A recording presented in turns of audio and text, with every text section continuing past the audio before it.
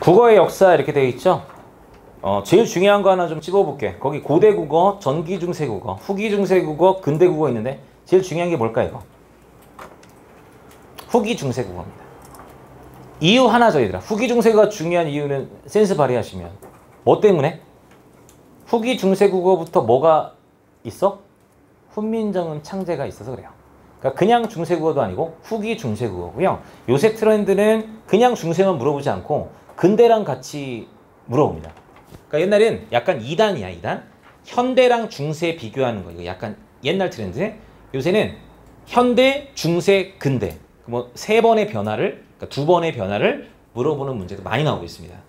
그러니까 어쨌든 중세 국어, 근대 국어 이제 공부하신다라고 보시면 돼요. 고대 국어는 예의상 지문은 투자를 해놨어요. 그 뒤에 넘기시면 고대 국어에 대한 설명이 있거든요. 예의상. 너네가 내신 기간에 있으면 내가 설명했겠지만 설명 안 합니다. 고대 국어 그 아래다 쓰시면 빵회라고 써볼게요. 빵회. 고등학교 1, 2, 3학년 여태까지 0회 출제됐습니다. 0회. 올해 나오는 거 아닐까요? 이렇게 생각하지 마시고 제발. 나오면 다 틀리는 거고 나오지 않을 거다라고 생각하시고 가시면 되겠습니다. 넘겨가겠습니다. 60페이지. 중세국어. 요거 한번 가보겠습니다. 훈민정음 제자원리 거기 빨간 펜으로 밑줄 툭 박으시면 고등학교 1학년 문제에서 많이 나왔어요. 왜냐면 그때 실제로 많이 배우니까. 제자원리라는 게 무슨 뜻이야? 제자원리? 맞아. 글자 제작 원리야.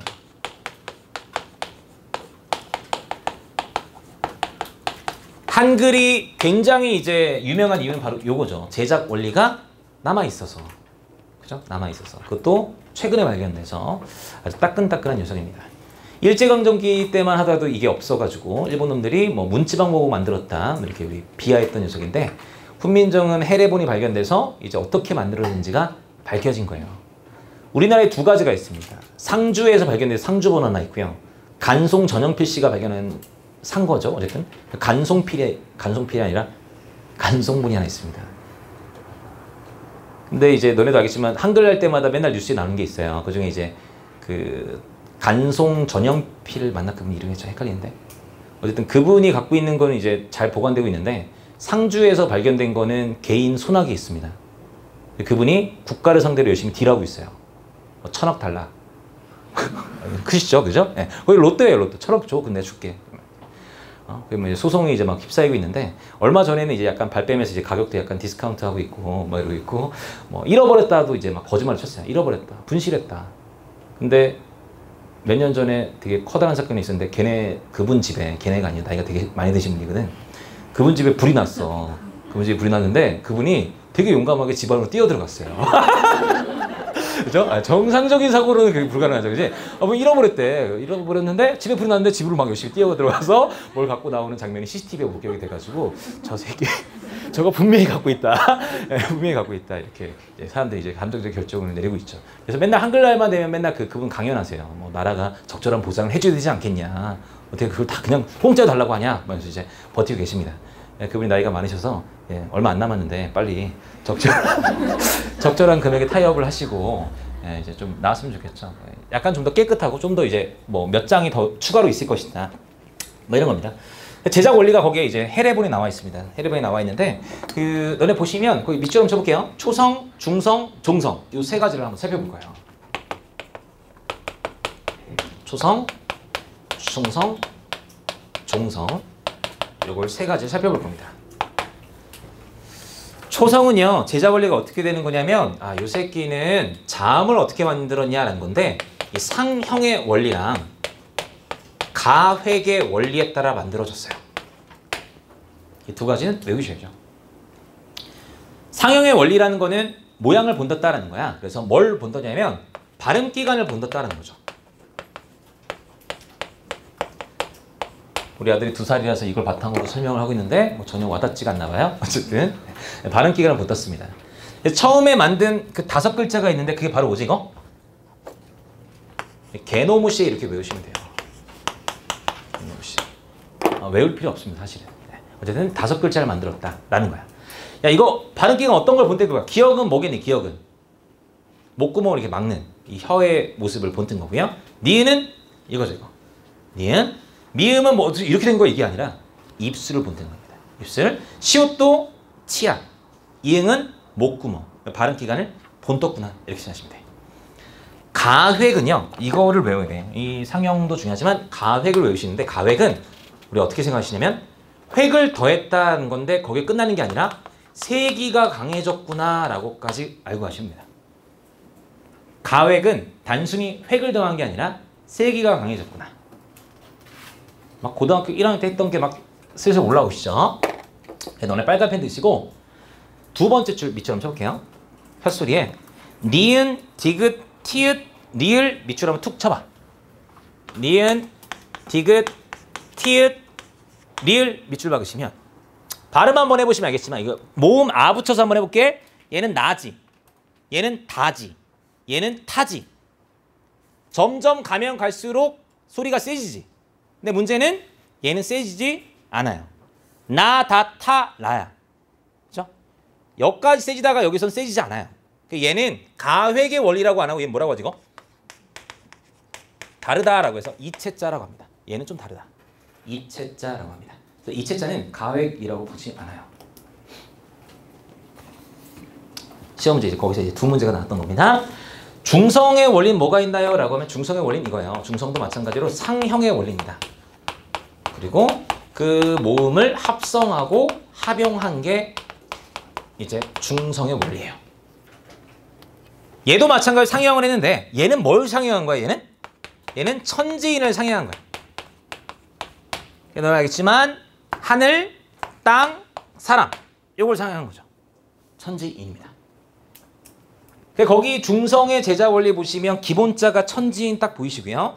초출자라는 건 어려운 게 아니라 그냥 점 하나 툭툭 박은 거죠. 점만 툭툭 박고 뭐 위에 있어, 아래에 있어, 왼쪽에 있어, 오른쪽에 있어 뭐 이런 겁니다. 응? 제출자는 그냥 점 두 개 박은 거야. 점 두 개. 얘도 마찬가지로 위에 있어, 아래에 있어, 왼쪽에 있어, 오른쪽에 있어 뭐 이런 겁니다. 얘들아. 외울 필요 없어요. 응? 그냥 이런 원리다. 이걸 상형하고 그 다음 얘를 합쳤다. 그리고 또 이 안에서도 합쳤다. 뭐 이런 간단한 원리입니다. 다만 우리 친구들은 이것만 좀 잡으시라. 초성과 중성 둘 다 무슨 원리다 이거? 상형의 원리다. 근데 상형한 대상이 다르니까 대비를 좀 보시라. 얘는 발음기관 상형, 얘는 천지인 상형이다. 종성은요. 우리 혹시 내신 기간 때 외웠던 거 기억나? 종성, 부용, 초성이라고 해서 우리 외웠던 것 같아. 수능은 이런 어려운 용어 좋아하지 않아요. 계속 얘기하지만 한 번도 이런 거 나온 적이 없습니다. 부용은 다시 쓴다 이런 거죠. 다시 쓴다. 세종대왕이 종성에다가 글자를 만든 게 아니라 종성에 쓰이는 글자는 초성에 있는 글자를 뭐 하자 그냥 재활용하자는 거예요. 재활용하자. 그래서 쉬운 말로 바꾸면 새로운 글자를 만들었다 안 만들었다 이거. 안 만들었다라는 거죠. 훌륭하신 거예요. 그러니까 예를 들면 이런 글자 만들었으면 우리가 굉장히 힘들었겠죠. 자음 만들고 모음 만들고 받침에 쓰이는 글자를 우리가 뭐 여기 뭐 따로 이렇게 막 글자를 만들거나 뭐 이렇게 하지 않았다는 겁니다. 그러니까 28자 안에서 깔끔하게 딱 들어가는 거죠. 선생님이 이게 약간 이제 오덕후처럼 들릴 수도 있는데 항상 내가 이거 설명할 때 나오는 게 이게 바로 키보드예요. 내가 예전에 키보드를 한번 한참 들여다보다가 거의 뭐 유레카를 외치고 막 되게 감탄했던 적이 있어요. 와, 이 키보드 만든 사람 천재인데? 라는 생각이 한 적이 있어요. 키보드가 철저하게 이 원리가 들어가 있어요. 왼손이 뭘 다 지배하지 이거? 아, 용어 좀 이상해요. 뭘 타이핑하지? 왼손이 다 자음이에요. 오른손이 뭘 타이핑해? 모음을 타이핑합니다. 자음, 모음이에요. 그죠? 자음과 모음이에요.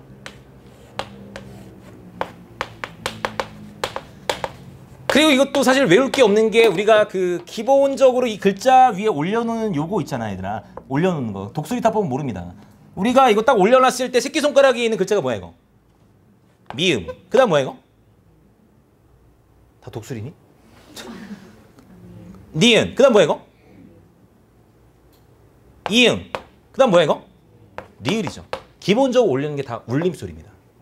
그 왼쪽은 비음, 오른쪽은 유음이에요. 새끼손가락 위에 올라가는 이 글자는 다 뭐니, 이거? 예사소리입니다. 새끼손가락, 아니, 요 라인 아래에 있는 건 다 무슨 소리야, 이거? 거센 소리입니다. 오, 고마워. 동참해 주셔서 있어서 울림 소리, 예사 소리, 거센 소리예요.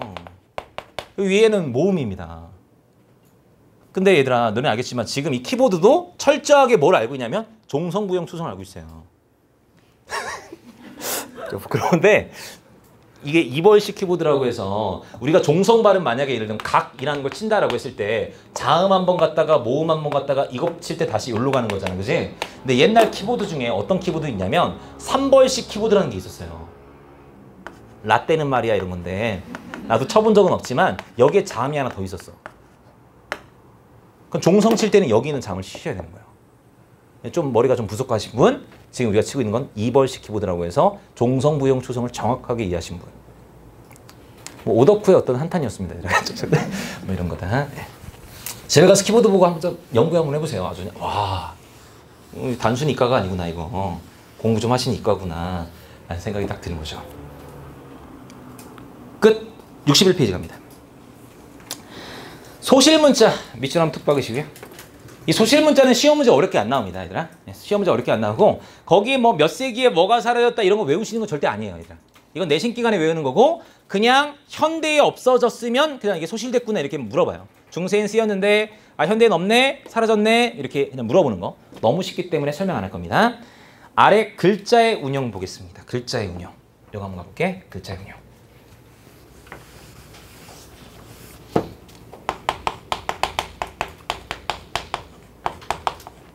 옆에다가 뭐라고 쓰냐면 글자의 위치를 잡아주는 거예요. 운용이라는 건 어떻게 쓸 거냐라는 거잖아. 우리가 방금까지는 자음 만들었고 모음 만들었잖아. 그치? 그럼 자음 모음 만들었으면 이걸 어떻게 어디에다 위치시킬 것이냐를 판단하는 게 글자의 운용인 거야. 글자의 위치입니다. 그 옆에다가 이거 한번 좀 써볼게요. 이거 이렇게 한번 좀 이렇게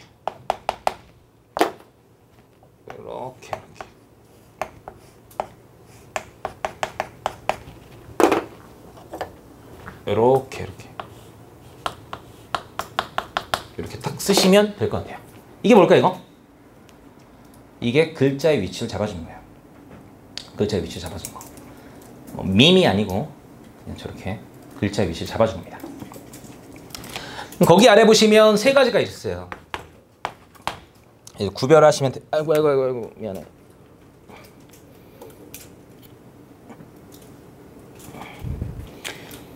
첫 번째 거 한번 좀 체크해 볼게. 1번이 이어쓰기 연서야. 너는 알겠지만 이어적기랑 이어쓰기는 다른 거야, 얘들아. 알겠지? 이어쓰기랑 이어적기는 다른 거야. 연서, 마찬가지로 연서는 또 연철과는 좀 다른 거야. 물론 이어적기랑 연철이 시험 문제 많이 나오는 거고요. 얘는 많이 안 나옵니다. 그다음 두 번째 봤더니 나란히 쓰기 병서야.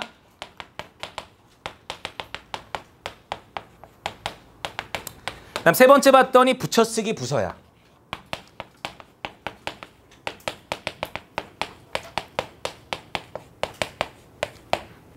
이거는 글자의 위치를 잡아주는 거야.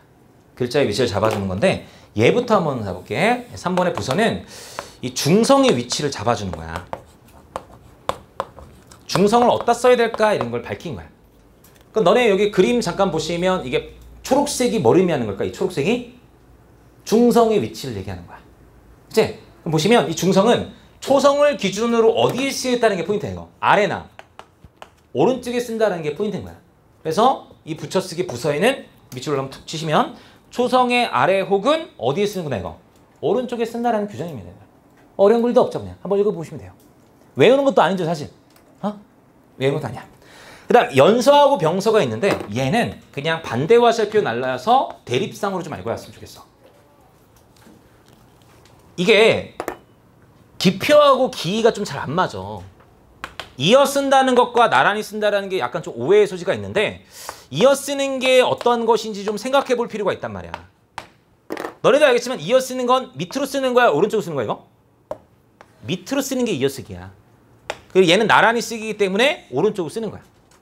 그러니까 얘를 말을 이어쓰기가 아니라 뭐 밑으로 쓰기 뭐 이렇게 쓰면 어렵지 않았을 텐데 이어쓰기란 말 자체가 별로 와닿지는 않기 때문에 얘랑 이제 대립상은 뭐라고?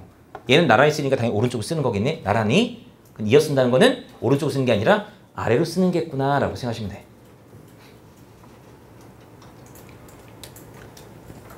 조금만 이해하면 돼. 너네 알겠지만 이게 우리가 와닿지 않는 이유는 하나야. 오늘날과 옛날에 글자 쓰는 방식이 달랐기 때문에 그래. 오늘날의 노트는 어디서 어디로 써? 왼쪽에서 오른쪽으로 쓰잖아. 근데 옛날에 글자 어떻게 썼니? 위에서 아래로? 그러니까 이어 쓴 거야. 왜 옛날 사람들은 위에서 아래로 썼을까? 또 간단해. 종이 이전에 뭐 있었어? 중국 드라마 보면 종이 전에 여기다 썼잖아. 대나무에 썼잖아요. 대나무 쪼개서 썼기 때문에 위에서 아래로 썼던 그 방식이 살아있는 겁니다. 그 당시 이어쓰기예요. 그래서 얘는 우리 이거 배웠잖아요. 미음과 비읍이 피읍이 있는데 여 밑에다가 이응을 쓰게 되면 우리 이 세 마리를 다 무슨 시리즈라고 하지 이거? 순경음이라고 했던 거 혹시 고등학교 1학년 때 배웠던 거 기억나? 네. 이것을 그냥 연서라고 하는 겁니다. 순경음을 다 연서라고 보시면 돼요. 이어 쓴 거잖아요. 또 병서라는 건 오른쪽으로 쓰는 겁니다. 그래서 너네 뭐 거기 보시면 각자병서라는 게 있고 합용병서라는 게 있고요. 이거는 뭐 그냥 같은 거 쓰는 거. 나 그냥 이렇게 외웠어요. 같은 거 쓰기 때문에 각자병서. 합용병서는 다른 걸 합했기 때문에 합용병서. 이렇게 외웠습니다.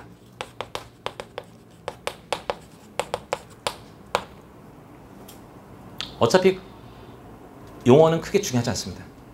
다 제시가 될 거기 때문에. 그래서 같은 거 쓰는 거 나란히 쓰게 되면 뭐 이런 거 다 되겠죠. 다른 거 뭐 이런 게 되겠죠. 서로 다른 거냐 같은 거냐 간단하게 보시면 될 것 같아요. 질문 궁금한 거? 여기까지 완전 센 기본이야. 알겠지? 그리고 막 고등학교 내신처럼 막 용어 막 열심히 안 해도 돼. 그냥 원리만 알고 있으면 돼. 어차피 보기에 나오니까. 되지? 그럼 문제 한번 풀어보자. 아까 풀어보겠던 거. 535 한번 가볼까요?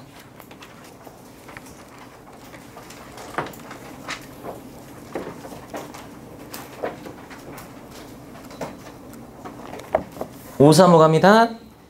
자, 보기에서 네 번째 줄 밑줄 한번 쳐볼게요. 그런데 예디응, 리을, 반치음은 각각 기응, 니은, 시옷과 소리나는 위치는 같지만 밑줄 가획의 방법에 따라 만든 글자가 아니기 때문에 가획자가 아니라 뭐라고 한다 얘는? 이체자라고 한다 이야기예요. 그럼 알맞지 않은 걸 찾아라라고 하면 정답 몇 번? 3번. 반치음은 시옷을 가획한 게 아니라니까요. 가획과 이차 구별하셔라. 라는 게 포인트입니다. 357 갑니다. 357. 야, 358부터 가볼게요. 358. 오른쪽에 나와 있는 거. 358에 보시면 초성자, 중성자, 종성자 어떻게 만들었는지 보이시고요. 종성자에 대한 설명 밑줄 한번 쳐볼게요. 종성에는 초성의 글자를 다시 쓴다라고 해서 오히려 되게 담백하게 표현하잖아, 얘들아. 모의고사는 이렇게 담백해요, 얘들아. 내신이 없으면 종성부용 조성 막 외웠어야 되는데 담백하게 예쁘게 잘 나왔습니다. 알맞지 않은 걸 찾아라 라고 한다면 정답은 3번. 이체자는 가획자에 한 번 더 획을 더하여 만들었던 점에서 설명한다 라고 되어 있는데 다시 한번 얘기했지만 이체자와 가획은 좀 구분할 수 있어야 된다. 5번 선지 밑줄 한번 쳐볼게. 받침에 쓰는 자음을 추가로 만들지 않았다니까. 새로 만들지 않았다니까. 따라서 글자 수를 줄일 수 있어서 굉장히 경제적이고 효용성이 있다고요. 네, 판단하시면 될 것 같고요. 그 다음에 357 가겠습니다. 357. 이거 생각보다 답이 안 보일 수도 있어. 실제로 아까 이번 모의고사 하나 틀렸던 애가 이거 틀려왔더라고. 정말 허접해, 문제 자체는. 정말 허접해. 정답 몇 번이야 이거? 5번. 초성 아래나 왼쪽이 아니라 어디에 위치하는 거야? 초성 아래나 오른쪽이죠. 아, 문제 정말 유치합니다. 근데 아시는 분들이 이제 보이신다는 거죠. 부서는 모음의 위치를 잡아주는 것이다. 오른쪽 539 갑니다. 539. 가갑니다. 가에 보시면 이응은 순음 아래 이었으면 밑줄 쳐볼게. 이었으면 야 이었쓰는 순간 바로 무슨 음 떠올라야 돼 이거? 순경음 시리즈 나오면 돼. 순경음 시리즈. 순경음 미음, 순경음 비읍, 순경음 비읍 나오시면 되는 거고요. 나는 밑줄 한번 쳐보겠습니다. 초성 글자를 합하여 사용할 때는 나란히 써라. 나란히 써라 밑줄 박으시면 오른쪽으로 쓰는 거죠. 오른쪽으로 쓰는 거. 그럼 문제 너무 쉽네요. 정답은 5번. 네, 간단히 보시면 된다. 워밍업 툭 하신 거고요. 이제 본격적으로 중세국어 한번 가보겠습니다. 힘 좀 내시고 우리 그 62페이지 이거 딱 하나 하고 끝낼 거예요 오늘. 좀 더 해야 되는데 앞반이 진도가 안 나가서 62페이지에 나와 있는 표기법 걷다가 이제 별표 5개 받겠습니다.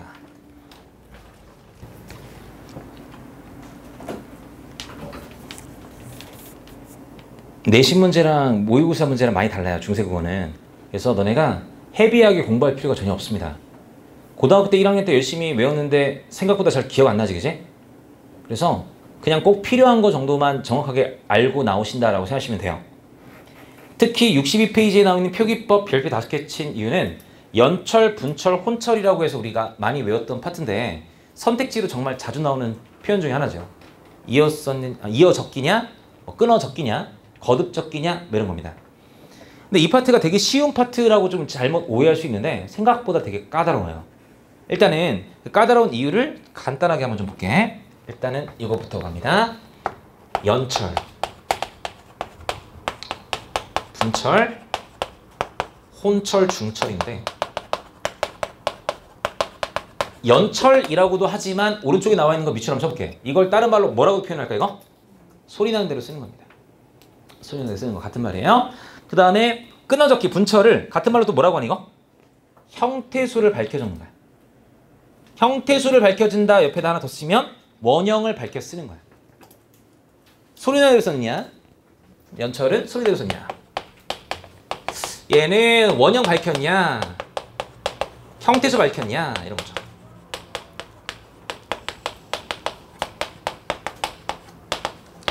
이 두 마리가 대부분이고요. 가끔 이제 중철과 혼철도 나옵니다. 그 새끼는 거듭적기라고 해서 종성과 초성을 모두 적는 방법이 되겠습니다. 알겠지? 잘 봐.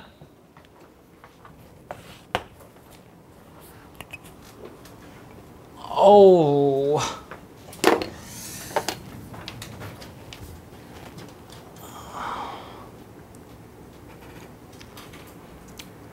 좀 단어가 좀 별론데 요거 단어 한번 가볼게. 님에다가 조사 이를 한번 딱 붙이게 되면 문제 너무 쉬워요. 연철은 좀 생김새가 그렇지만 이렇게 쓰이는 거고요. 분철은 이렇게 쓰이는 거고요. 중철, 혼철이란 뭐라고 쓰이는 이거? 이렇게 쓰겠죠. 그죠? 얘는 넘어가고 얘는 앞에서 툭 끊기고 얘는 앞뒤 둘 다 쓰는 겁니다. 되게 간단한 원리야. 그런데 여기에 숨어있는 조건이 하나 있기 때문에 이걸 좀 알고 가셔야 돼. 잘 봐. 연철이라는 거는 뒤로 글자가 넘어가는 거지. 넘어가려면 기본 전제가 뭐가 있어야 돼? 넘어갈 수 있을 정도로 뒤에가 비어 있어야 돼. 비어 있어야 넘어갈 수 있지 않을까? 그래서 빨간 펜 들고 밑줄 치시면 여기다 밑쳐야 되는 거야. 이 표기법은 그냥 막 물어보는 게 아니라 밑줄 쳐볼게. 뒷말이 모음으로 시작할 때 밑줄 빡 박으셔야 돼. 아, 첫 번째 조건이 이거예요.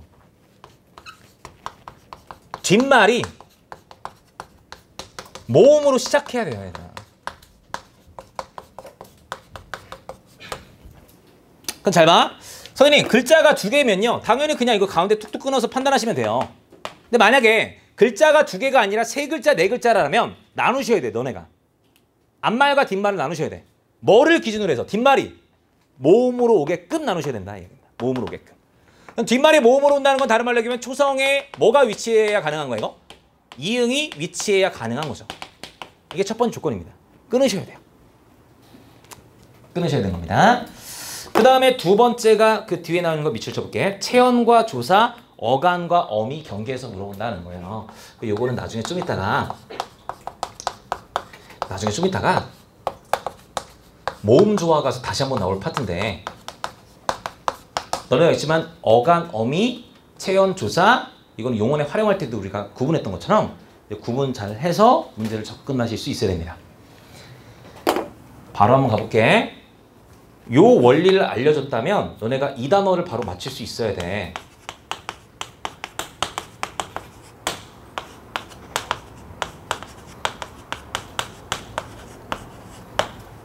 이 표기는 연철이라고 해야 돼, 분철이라고 해야 돼, 혼철이라고 해야 돼. 무슨 소리야?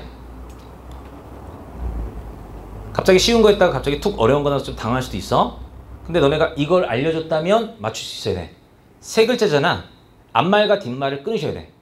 앞말과 뒷말을 끊을 때는 뒷말이 뭐가 오게끔? 모음이 오게끔 끊어야 돼. 이거가 하는 게 아니라 이거 보면 되잖아. 현대풀이. 물 및 을이니까 당연히 어디서 끊으면 되겠니 이거? 여기서 끊으면 되는 거잖아.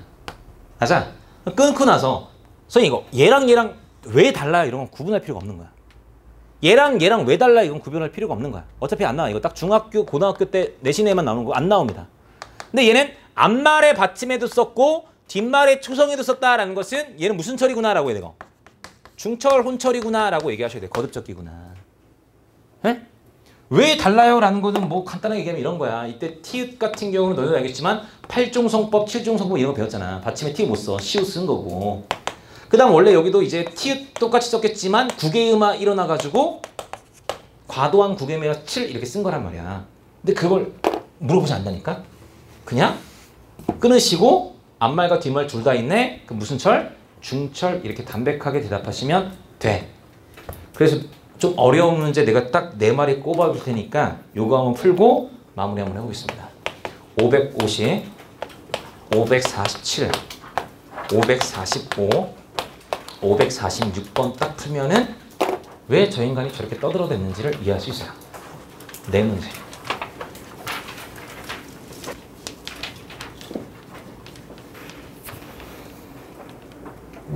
가보겠습니다, 얘들아. 550번 문제 가볼게. 2번 선택지 밑처럼 쳐볼게. 니은을 보니 체언과 조사를 구분하여. 아, 체언과 조사를 구분하는구나. 그 형태를 밝혀줬다. 형태 밝혀줬다 라고 했을 때 뭐 떠올라야 돼 이거? 형태 밝히니까 분철이구나 라고 생각하셔야 돼요. 그럼 너네 니은을 한번 볼게요. 니은 딱 보시는 순간 봄에 라고 했을 때 이게 무슨 글자예요 라고 쫄지 마시고 현대어 풀이에 뭐라고 돼 있어 이거? 봄, 애저. 아, 뒷말이 뭘로 시작하는구나 이거? 모음으로 시작하는구나. 근데 이 새끼 미음이 뒤로 넘어갔네? 무슨 철? 연철. 이렇게 판단하시면 되겠죠. 정답은 2번. 547번 갑니다. 547. 별표 하나 박았으면 좋겠습니다. 요거는 다음에 또 볼 선지인데 얘들아 니은 보겠습니다. 니은에서 사실 물어보지 않았어요. 근데 너네가 대답을 한번 해봤으면 좋겠어. 야, 니은에 은돈으로가 나와 있는데 무슨 말인지 몰라도 괜찮아. 현대어 풀이에 나와 있잖아. 이거 뭐래 이거? 은돈으로야. 그 능동적으로 끊어야지. 어디서 끊을래? 돈에서 끊어야 되겠죠. 뒷말이 모음이 오게끔 끊으셔야 되는 겁니다. 그 앞말의 받침에 니은이라는 게 있는데 이 새끼가 뒤로 넘어갔네요. 그 무슨 철이라고 해야 되고? 연철이구나 라고 생각하셔야 되겠죠. 좀 센스 있는 건 알겠지만 연철 찍어야지 사실 얘들아. 중세고 대부분 다 연철인데. 왜 그런 얘기 하지 마. 자, 읽어볼게. 연철이야. 야, 3번 선생 보겠습니다. 무스개 좀 어렵죠. 무스개. 그 별표 하나 박아. 무스개. 무스개가 뭐야 이거. 씨. 쫄지 마시고. 너네 디귿 관련된 현대어 풀이를 봐봐. 현대어 풀이 봤더니 뭐라고 돼 있어 이거? 무엇? 애죠. 체언 플러스 조사겠구나 라고 생각하셔야 되고. 아, 그럼 우리가 조사애는 알잖아. 그 무스개라는 단어를 봤을 때 우리가 조금 머리가 멘탈 터지고 선생님 저는 이런 글자 처음 봐요 이렇게 너무 쫄지 마시고 요런 우리가 조사애를 알기 때문에 요거는 어떤 새끼가 아니었을까 이거 무스에다가 애가 만난 게 아니었을까 정도 이렇게 쪼갤 수 있었나 뒷말이 모음이 오게끔 그러니까 그 무슨 철이구나 라고 생각해 이거 연철 이어적기구나 이렇게 생각하시면 되겠습니다. 545번 갑니다. 545번이요. 별표 하나 박아보세요. 모평 문제였어요. 얘들아. 문제가 거지 같은 게 아니라 모평 문제입니다. 모평 문제예요. 2번 선제 볼게요. 업던입니다. 업던. 업던은 너네가 알고 있는 그 업던이 맞아요. 현대어 풀이도 업던이잖아. 근데 잘 봐. 요 새끼 좀 조건이 이상하지 않아? 우리가 연철이나 분철이나 혼철을 판단하려면 넘기거나 자시거나 판단하려면 뒷말이 뭘로 시작해야 되는데 이거?